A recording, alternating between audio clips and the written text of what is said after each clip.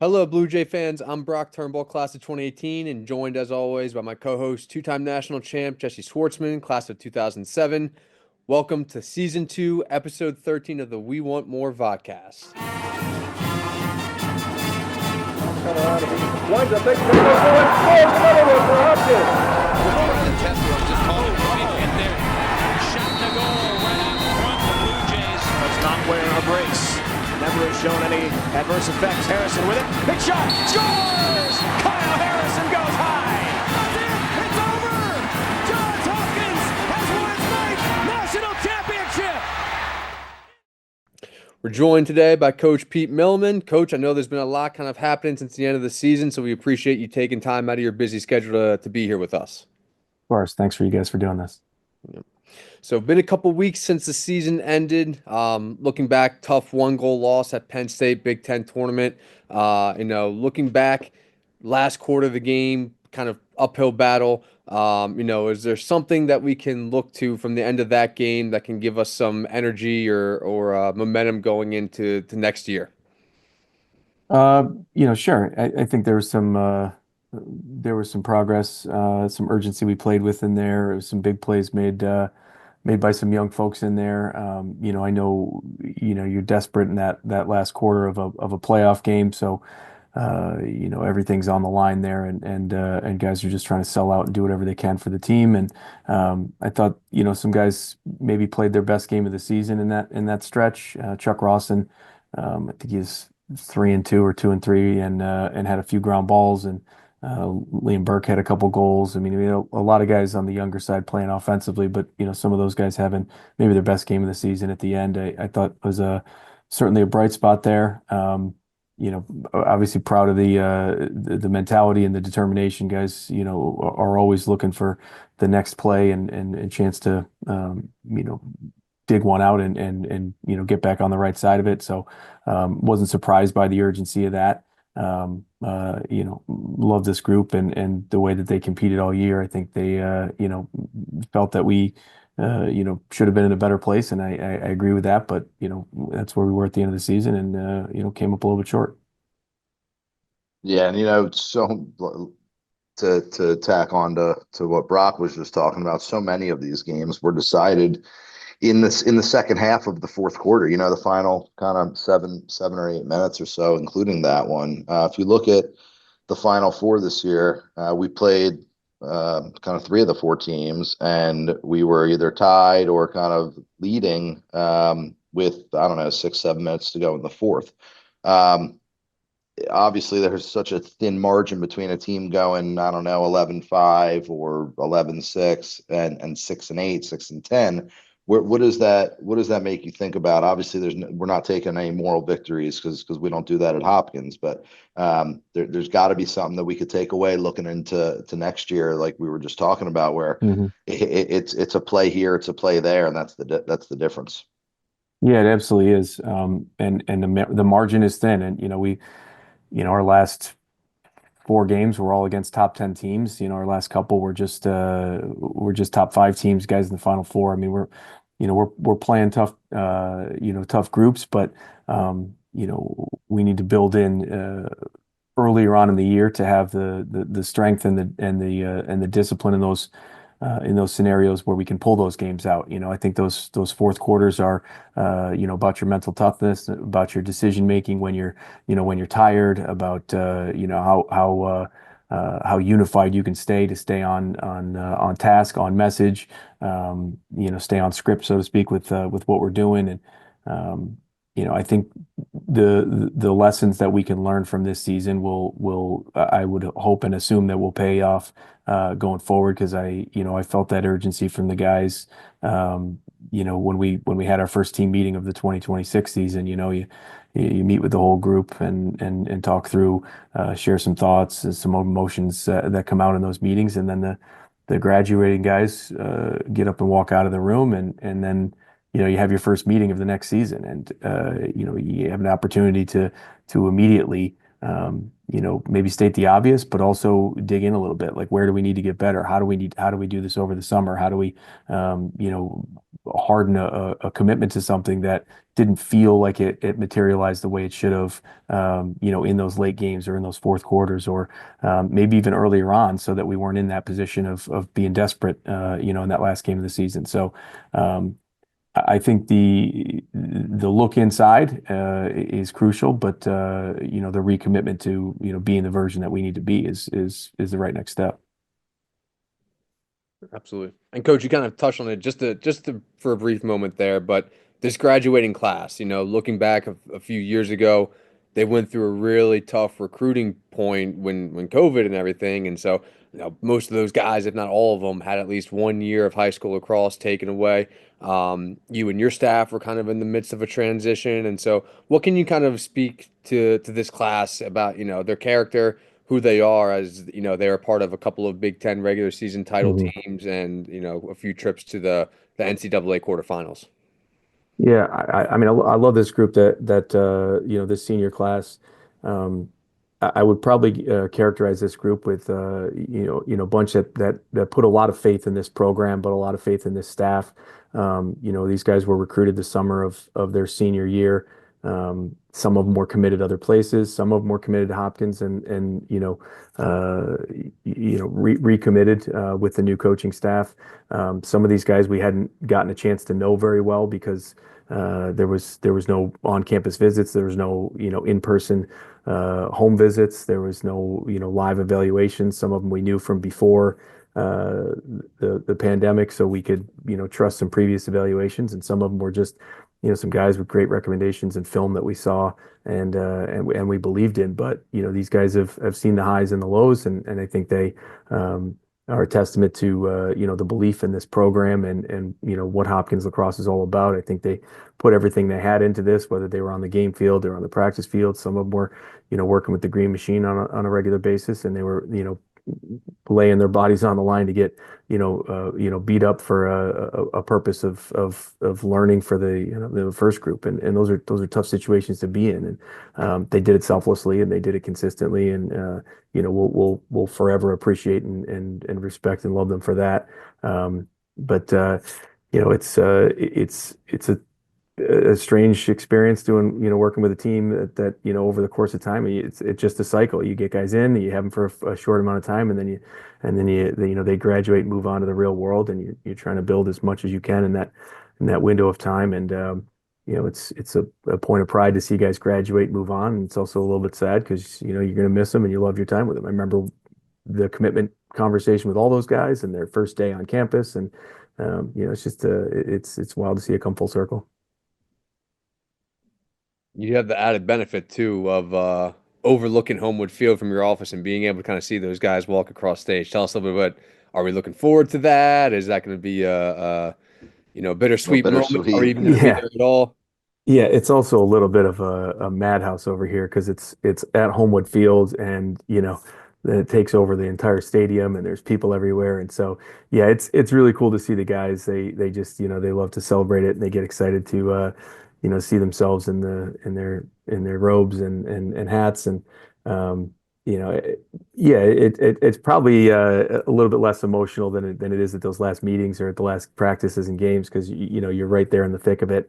You've had some time to work through things. We've already gone out to dinner with the seniors and met with them a few times, and so at this point it's more for their families and that. But yeah, I mean, Homewood and Cordish, the whole layout right now is a little chaotic, so trying to give some space to the folks here to have some ceremonies, and we'll catch up with the boys when we can. Yeah. Hey, let's talk about just production for a little bit. So it's going to be a little bit different than from the rest of the Big Ten. You got Ohio State, who's losing kind of 8 or 9 of their top scorers. Penn State's losing half of their top scorers. Maryland has 16, 17 seniors and grad students who are all Mhm. playing big roles and are a big part of their success this year. Michigan's going to lose its top 3 scorers from last year.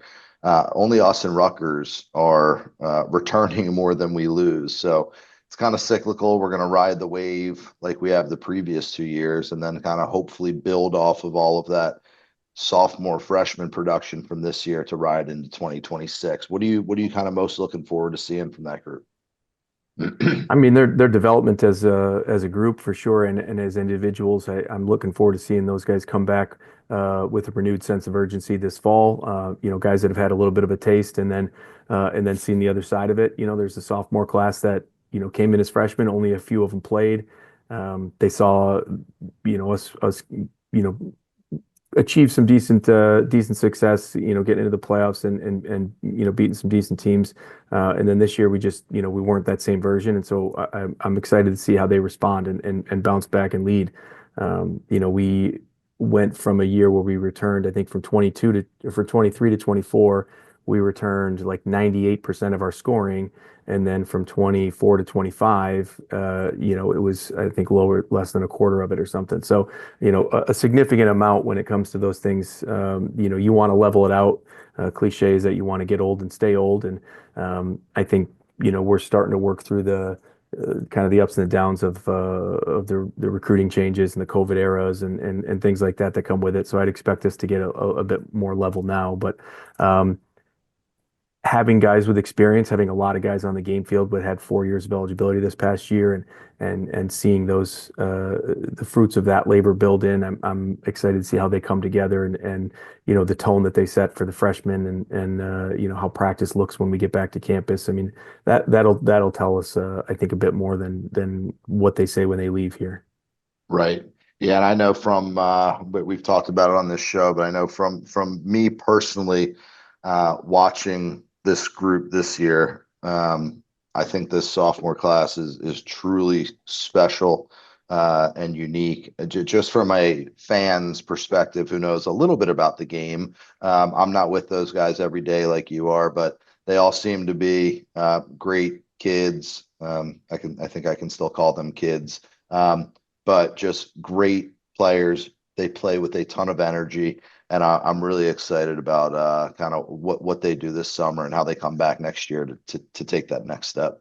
Absolutely. I would agree with that. I think the guys that spent this year in their freshman season should have learned a lot from that and have seen some of that. And I think that's an excellent class. I'm pretty excited about the guys that are coming in as well.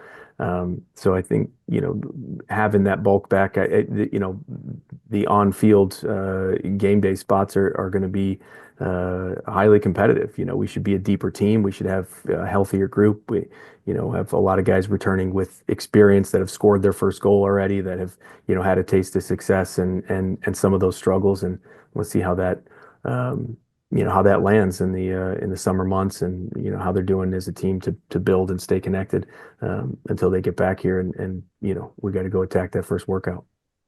Absolutely. Which, great segue. Speaking about workouts, there was news kind of this week about the departure of Jay Dyer after 25 years. Obviously, a big presence in the program and in the community and with the alumni and whatnot. Just talk a little bit about Jay, what he meant to the program. 25 years. We honored him at the Smoker this year, which I know was really special for him and Helen and their family. But just talk about Jay and what he's meant to the program throughout his career.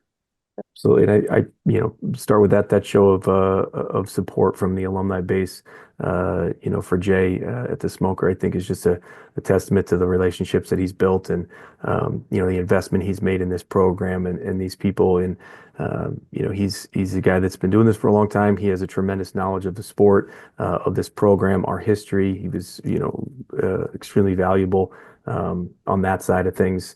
Helping us get acclimated. I, coming here, without a lot of experience as a Blue Jay, like everybody else that seems to have been here. He was really crucial when it comes to some background and some context to some rivalries or situations or environments here.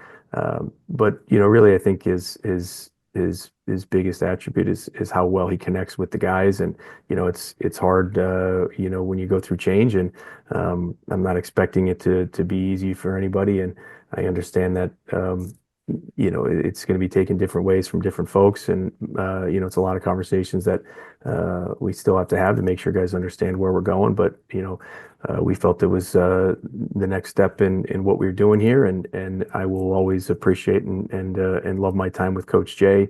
I know the guys here will as well, and I'm positive every alumni that's worked with him feels that same way. He's a tremendous man, and we're lucky for having had that time with him. Yeah, and I do agree with you. I think what he does on the field and in the weight room is one thing, but I think his demeanor and his relationships, because I see it firsthand. I'm what 18 years removed from the program, and still there's those friendships that he's kind of kept tight and held on to, and still shown support. So I think that's just a testament to him as a person. Absolutely.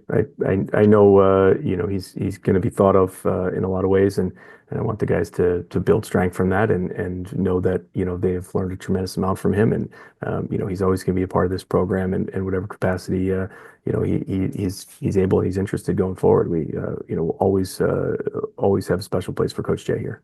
Yeah, and that's let's kind of, we're talking about building strength, building numbers. That's a great seg into this next part of this conversation, which is the transfer portal.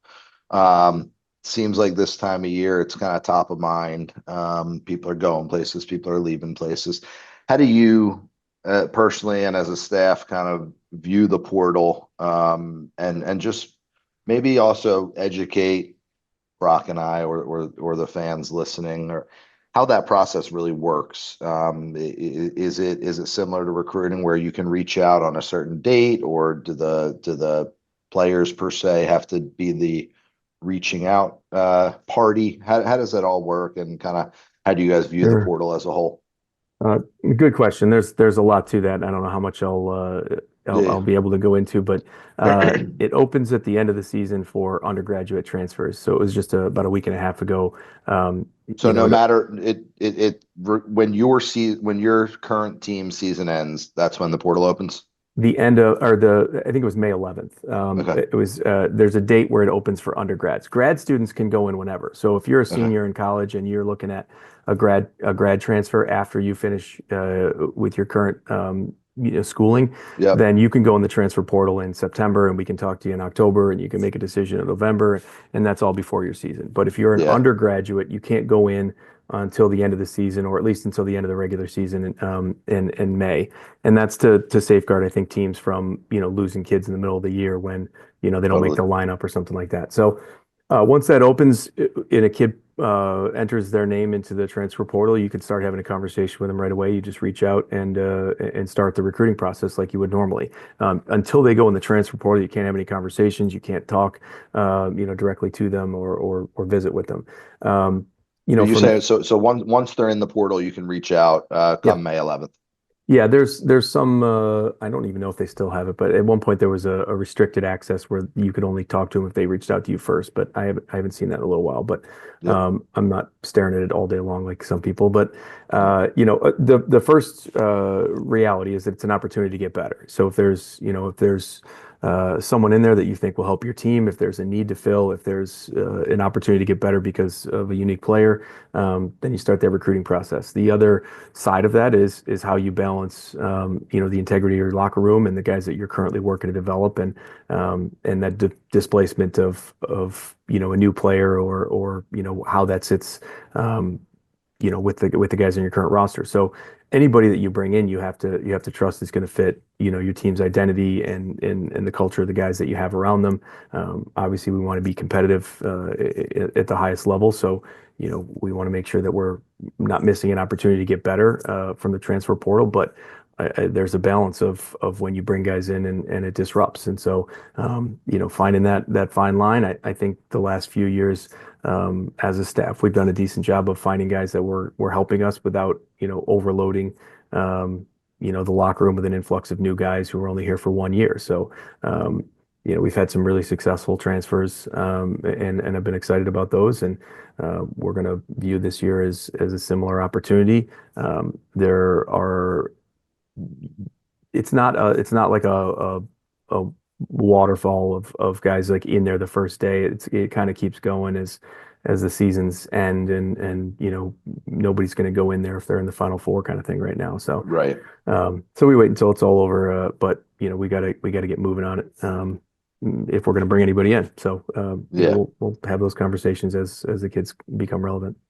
And what does with the portal now, and I'm asking because I frankly don't know.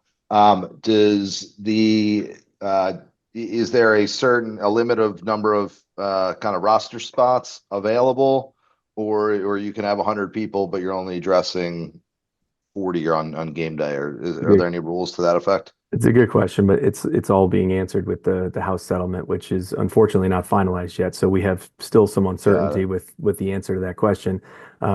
We have what we've told it's going to be, or what's written into the suit, but I think there's also some options, or I don't know what the legal terminology is, but some other adjustments, write-ins that they might be changing it. Again, we get updates, we get interpretations, but we haven't gotten anything final as of right now, and so we're operating as if we know what it's going to be with what the expectations are, but there are some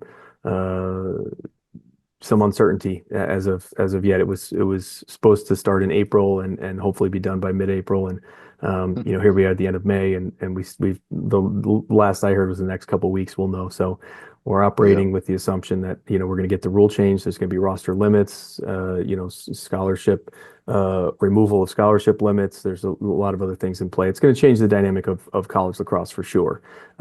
And should provide us with some competitive opportunities at Johns Hopkins. We just need to, take it one step at a time, do what's best for this program. Yep.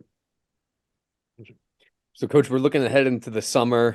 These next 2.5 months, in some ways, might be the craziest time of year for you and your staff as you're looking at tournaments and camps and recruiting events. And so, how do you and your staff go about approaching the summer and in terms of recruiting? Great question.